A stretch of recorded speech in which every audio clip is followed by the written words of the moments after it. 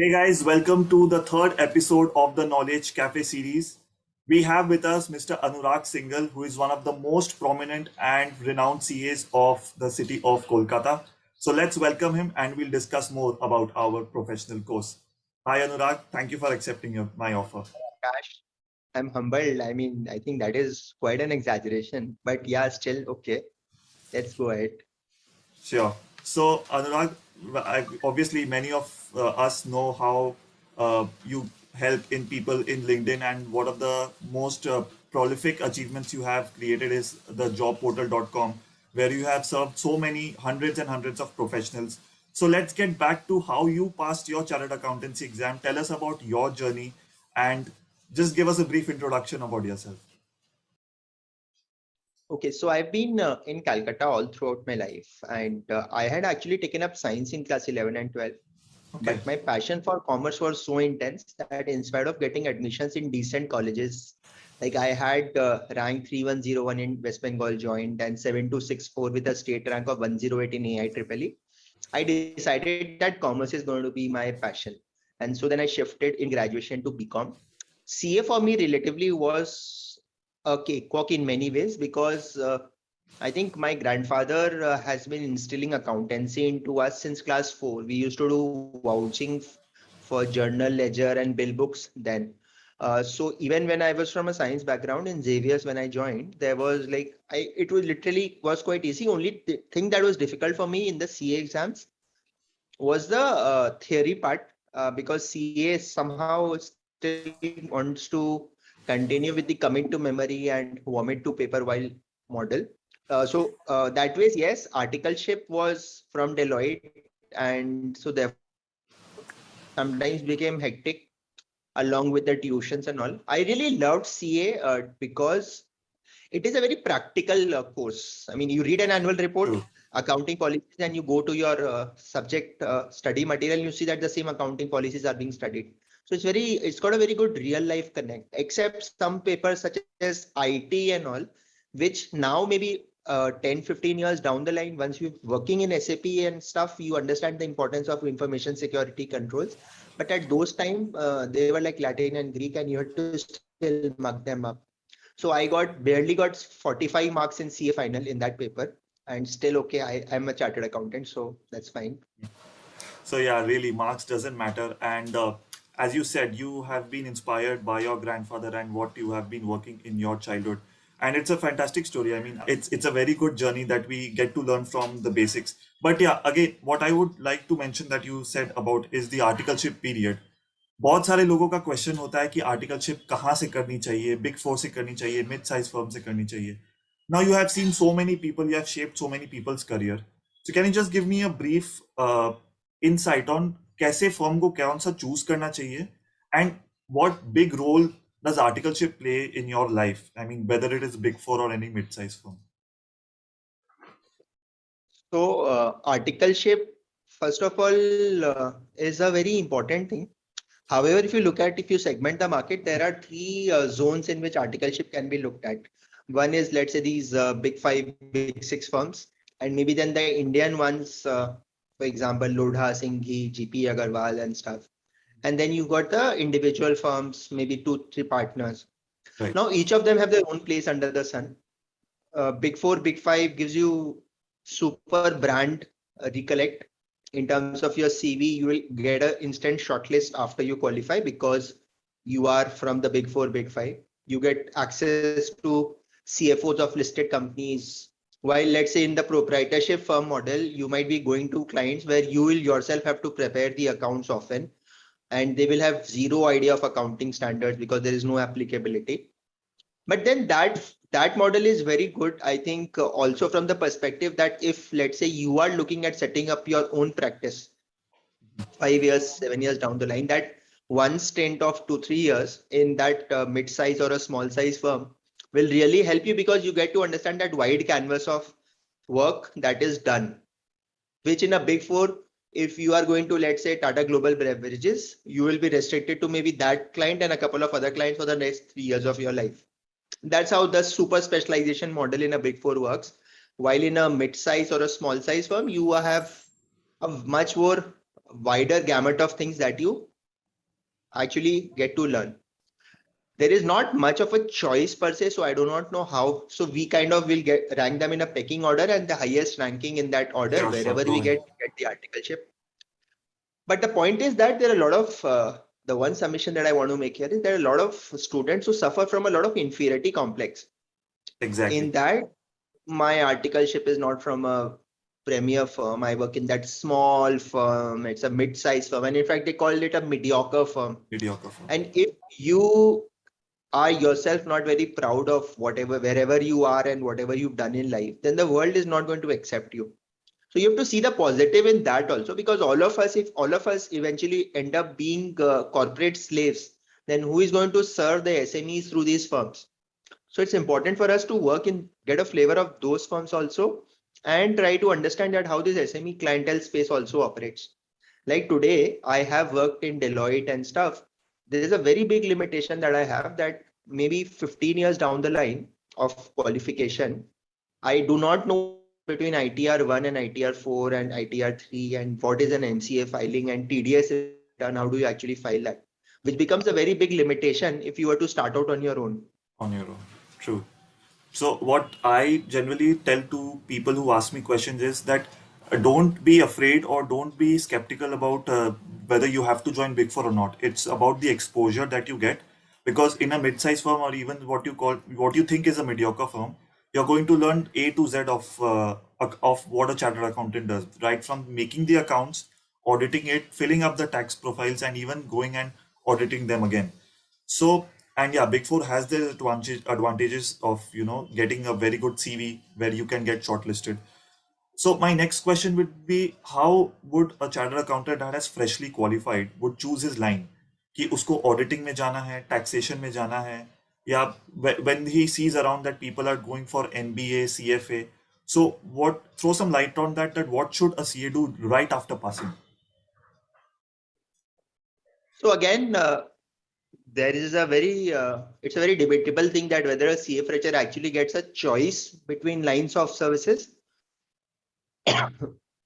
or whether it is like you kind of get into campus and whoever recruits you with the highest package, that becomes your chosen line of endeavor, which to my mind is wrong, because then 5 years down the line, you might be regretting that you ended up being an MIS executive at an Ambuja cement plant just because that company came to campus and was paying highest, but you had, let's say, a passion for due diligence or forensic audit or taxation. So you could have ended up being a generalist, where you could have become a super specialist in a firm. Right. So post qualification super specialization is also very important, because it's very evident that instead of if you go to a doctor also, whom do you really regard higher, a cardiologist or a neurologist or a general physician? So that choice someone has to make, that whether you want to be a general physician or a cardiologist, neurologist, if you have to put that analogy. And from that perspective, yes, if you were to join an industry, a large conglomerate or a large FMCG company, they're going to give you a lot of rotation across different stints, 3 years in a sales office, 2 years in a factory. But then that also comes with a cost that you'll have to be perfectly mobile, which many of us might not be. So for example, if I had joined ITC in 2008, I had to leave that company within 2 months post qualification, because I was not very comfortable on that movement part. So I got a posting in Saharanpur in Western UP. And to me, it was like Kolkata and Kolkata only. And so you have to look at it from that perspective. Now, for example, let's say you have a city restriction.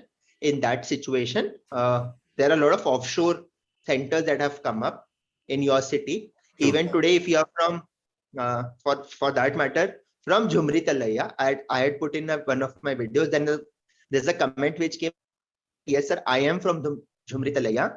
I am working in an offshore So the choice of the line will depend on where your natural instincts go. But then, given the limited article exposure that we have and the focus being more on that exam at a fresher level, it is very difficult, honestly speaking, to understand where your flair lies. It is partly destiny which takes you along that line.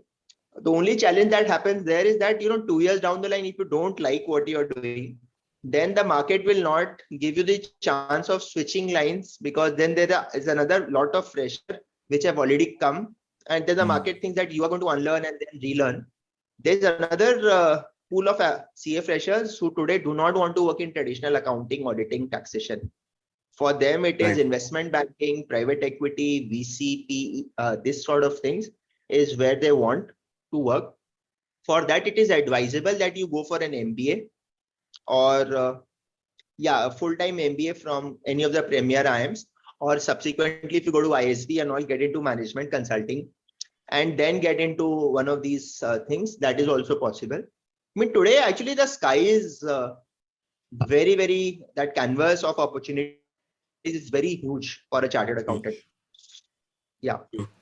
So, adding on to that question, if suppose a chartered accountant picks up a line that he doesn't want to, work in his future, so what kind of options? I mean, what kind of time limit does he have? Should he go for a switch or in a 1 or 2 years span of time? Because obviously after 5 or 6 years, it's become very difficult for that person to change because the options, the job restrictions, and the financial, the packages that people get, so it's very tough for a person to change after 5 years. But is it possible for the freshly chartered accountants, maybe in a year or two, to switch their careers and then sort it out for their career? Yeah, so there's a concept of stop loss in stock markets. Similarly, if you understand that the line of business that you've chosen is not to your liking, the idea should be to get out of it within a year, 6 months, because that's a good time for someone to acknowledge that, yes, I didn't like this line.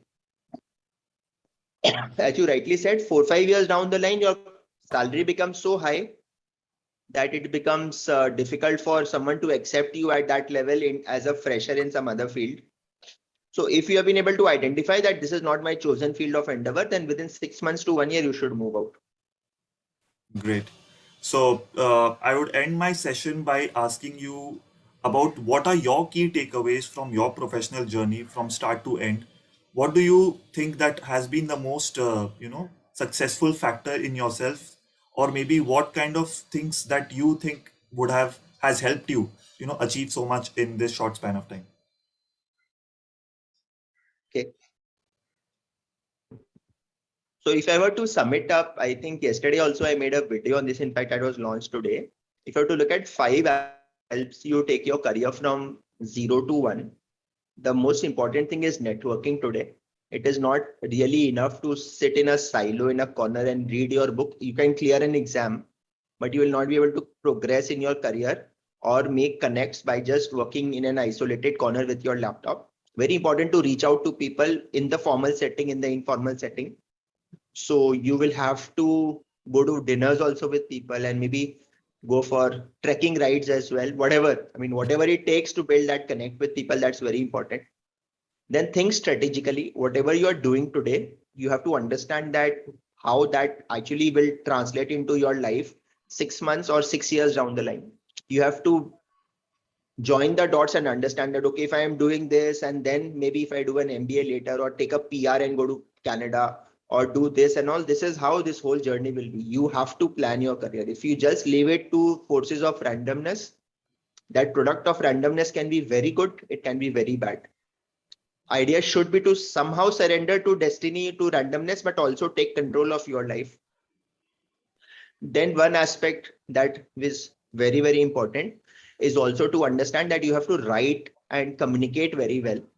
So whether it's that email that you draft or the social media post that you do, you have to be very, very meticulous at that and make sure that people who read that have that impact. The fourth thing is upskilling. And upskilling is very, very important from that perspective that today, whatever you are doing in whatever field of activity, it is not just enough to sit back and say that, hey, yeah, that's fine. Because tomorrow robots are going to come and take away your normal bread and butter jobs. And in that case, at whatever level that you have to necessarily upskill, whether it is through an online course, whether it is through some sort of a learning intervention in the real life that Like is there. continuous learning process. Continuous learning, because let's say today Excel was very good in our times. Today Power BI and Tableau Yeah. and Microsoft Data Studio, all of that have come in. And the last thing is, which the most difficult thing is, ask for feedback. We all have very high opinions about ourselves. We True. feel we are very good. but it's very important to go and ask for feedback from people and say that, okay, you, and from people who are not jealous of you, who will not try to put you down, but who are A your well genuine wishers, feedback. genuine feedback, and you cut out the emotional aspect out of it and take the feedback as such. And that can really help you. For example, someone told me very clearly that as far as Anurag, your journey is concerned, if you've chosen to stay in Calcutta and you still want to continue being the nice man in the corporate setup that is there in Calcutta, it is very difficult for you to actually shine out because your individual flair will never be accepted. You are very good, you are very bad, you're all part of that one big ecosystem, doesn't really matter. Your own. And maybe it will take a struggle of 2 3 years, 4 years, but then you might be able to leverage your skills better. That was a one feedback which I implemented in my life, and that's important for us to take feedback. But yes, from people, as you rightly said, not who are who are your well wishers from that You are your well perspective. wishes. True. My 5 learnings: strategic thinking, networking, upskilling, asking for feedback, and writing skills. Yeah. Wow. Wow, that was such a quality content that our viewers would have got from your depth of knowledge. So, yeah, Anurag, thank you once again for giving such a good time for us and taking out time from your busy schedule. And we'll connect with you once more sometime later when we have more questions for you. And I'm sure that you would spare some more time for us. So that's it in today's episode, guys. Please like, share, and subscribe, and share it with your friends who are in the CA journey, whether it's foundation, intermediate, or final, because this is something that you need to implement in your journey, and you must, just keep on focusing and keep on working hard. That's it for today. Thank you. Thank Thank you. you, Anurag. Thanks, Akash. It's a great experience being on this show. Thank you. Thank you.